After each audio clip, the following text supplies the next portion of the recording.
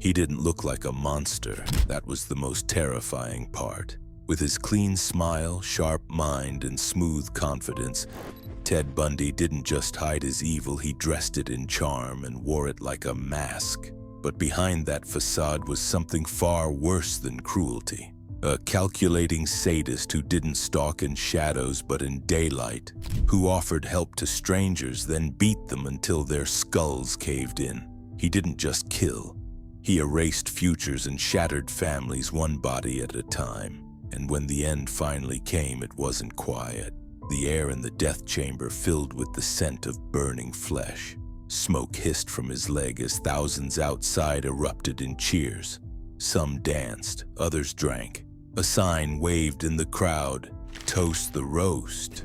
This is the final 24 hours of Ted Bundy, not just how he died, but how it scorched itself into American history. Ted Bundy wasn't the kind of killer who lurked in shadows. He was the type you'd trust to walk you home. Well-dressed, intelligent, and disturbingly charismatic. Born on November 24, 1946 in Burlington, Vermont, Bundy grew up believing a lie, that his mother was his sister and his grandparents were his parents. That early deception may have been the first fracture in a mind that would one day become monstrous. He studied psychology. He worked a crisis hotline. He shook hands with people he'd one day want to kill. Behind the perfect smile was a void, an obsession with power, control, and the destruction of innocence. In January 1974 in Washington State, 21-year-old Linda Ann Healy vanished from her basement bedroom. Her bed was made, her clothes laid out, and blood on the pillow. Her disappearance would mark the beginning of a horrific spree. That same year, multiple young brunette women began disappearing from college campuses across the Pacific Northwest, always in broad daylight, often near libraries or parking lots. The victims all looked eerily similar. Slim, dark-haired, parted in the middle. Bundy's methods were meticulously planned and terrifyingly effective. He targeted women who looked alike, young, slender, dark-haired, with their hair parted in the middle, often found on college campuses. He chose crowded public places like libraries or parks where his victims felt safe. He often disguised himself with a fake arm cast or walked with crutches, playing the role of a harmless man in need of help. He'd drop books near a car or ask women to help him lift something into his Volkswagen Beetle. Once they leaned in, he would strike them over the head with a crowbar or pipe he had hidden. Dazed or unconscious, the women were shoved into his car and driven to a second, more isolated location. There, he unleashed his full brutality. Victims were sexually assaulted, strangled, and in many cases mutilated. Several were decapitated. Bundy later confessed that he returned to some of the bodies to perform further acts. He admitted to keeping at least a few severed heads as trophies inside his apartment. He studied forensic science to avoid getting caught, and for a long time, it worked. In July 1974, 2 women disappeared on the same day from Lake Sammamish State Park. Witnesses reported a charming man named Ted asking women for help. Police finally had a name, but not enough evidence. The killings didn't stop. Bundy moved states, Utah, Colorado, eventually Florida, and the bodies kept surfacing. In November 1974, Carol Duranch escaped after Bundy impersonated a police officer and attempted to abduct her. Her survival provided a critical eyewitness description and car ID. Bundy was arrested in 1975, but he escaped custody not once, but twice. The second time would lead to his most infamous attack. In January 1978, Bundy broke into the Chi Omega sorority house at Florida State University.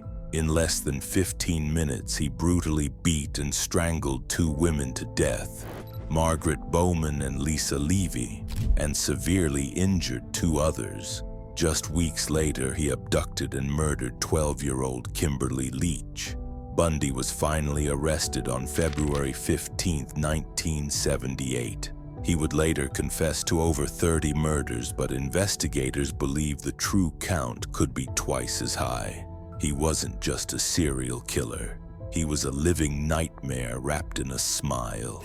How did the most wanted man in America finally get caught?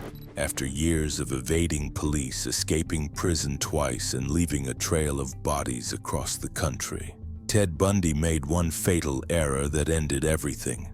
After escaping custody for the second time, Ted Bundy vanished into the chaos of Florida. He changed cars, names, and faces, shifting like a ghost through cities. But his arrogance caught up with him. On February 15, 1978, driving a stolen orange Volkswagen Beetle, Bundy was pulled over by Pensacola police officer David Lee.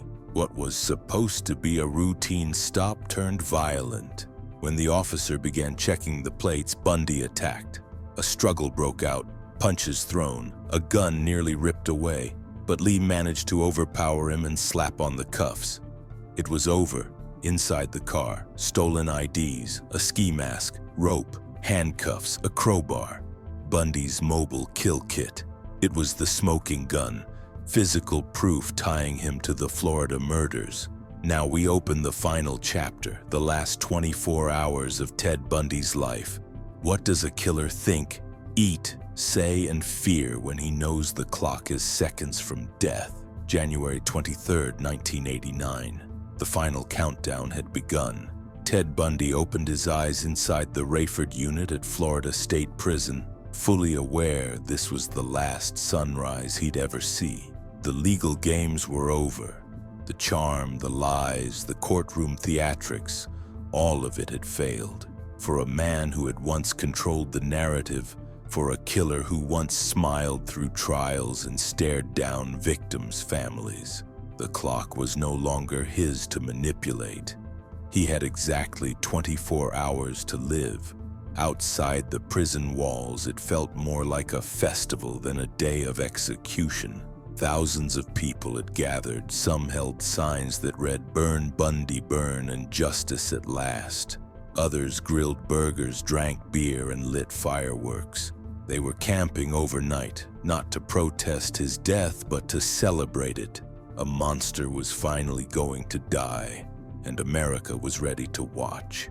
Inside, Bundy sat in silence. The man who once boasted about escaping police, seducing juries, and controlling his own fate was now pacing a concrete cell under fluorescent lights. He received one final visitor, Reverend Fred Lawrence. They prayed quietly, no laughter, no defiance, just a man waiting to die. He was offered a standard Florida death row breakfast: steak, eggs, hash browns, toast, milk, and juice. Unlike many others before him, he declined. He knew exactly what day it was. That night, Bundy was allowed one last phone call. He used it to speak to his mother. The conversation was short, emotional. He cried. She told him she loved him, and perhaps for the first time with complete honesty. Ted Bundy said it back. He refused any final interview, no grand speech, no apology to the families, no last-minute confession, just silence. And then, the lights went out in his cell. This was the final descent of one of history's most terrifying killers. At 7 a.m. on January 24, 1989, the man who once terrified a nation took his final steps. Ted Bundy was led into the death chamber at Florida State Prison. Witnesses on the other side of the glass stared in near silence. Some were survivors.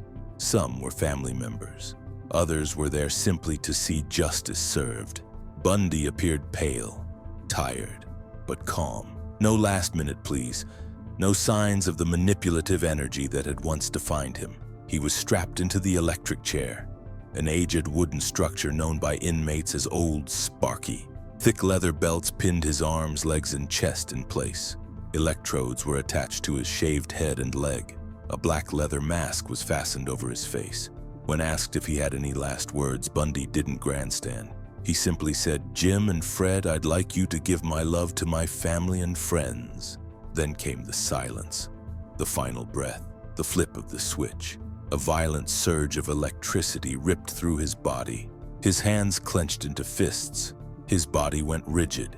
Heat built instantly, scorching the air. Then, smoke, curling up from his right leg as the current burned flesh beneath the strap. The smell of it filled the room. At exactly 7:06 a.m., Ted Bundy was pronounced dead. Outside the prison gates, a crowd of hundreds broke into cheers. Some danced, others sang, car horns blared, one man popped champagne. A hand-painted sign waved above the chaos. Toast the roast. Justice had finally arrived, but the echoes of his terror still linger in every shadow he touched. Ted Bundy is gone, but the horror of his crimes remains etched into the American psyche. His final 24 hours were quiet, reflective, and filled with a sense of inevitable consequence. No drama, no speeches, just the slow ticking of time before the chair lit up and ended it all. A monster in life, a silent man in death. If you found this story gripping, chilling, or unforgettable, let us know by giving this video a like. Share your thoughts in the comments. And if you want more final hours from the world's most infamous killers, make sure to subscribe and turn on notifications. More darkness is coming.